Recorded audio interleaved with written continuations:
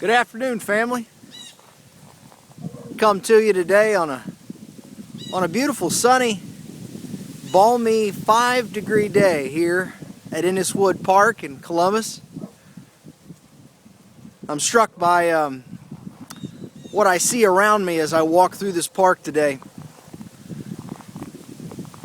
It's exciting to think that these trees that have lost their leaves and now show only the few remaining stalwarts that are dry and dead will in just a few short months be vibrant.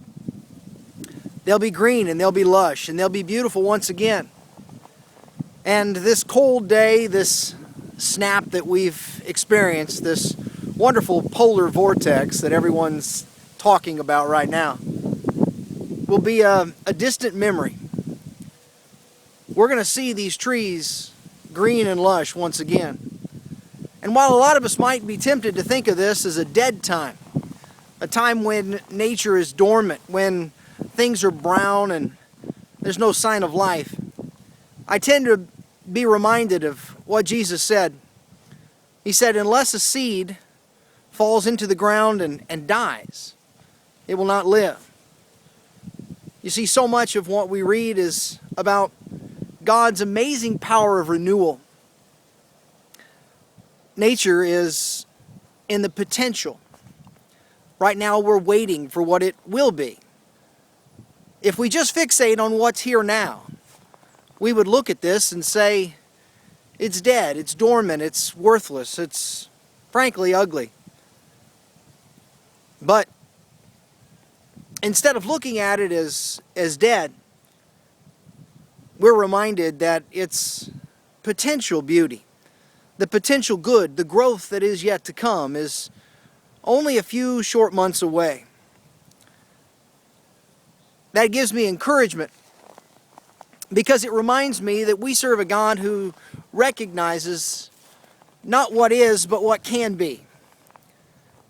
And I'm thankful that I'm a part of a congregation that is sold out in what will be and what can be, what God can do. A dormant tree that will once again spring to life, will once again bear its beautiful leaves and will once again produce its fruit, is not unlike where we might find ourselves at the dawn of this new year. Perhaps you look at your own life and you think, I'm not where I want to be. I'm not the person I want to be. I'm not living the way I want to live. Well, my encouragement to you would be recognize the potential of what God can do. We have a lot of reason for optimism. We have a lot of reason for hope because we don't live chained to the constraints and the reality of this moment. But we live with a constant sense of renewal and optimism, a look towards the future and what will be. Smile, Columbus.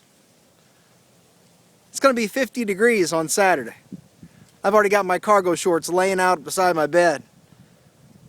And soon it'll be spring. And soon what now is brown and dead will be green and lush. What will God do to renew you? You see, the same God that's going to put beautiful green leaves back on this tree behind me is waiting to carry out His plan for you.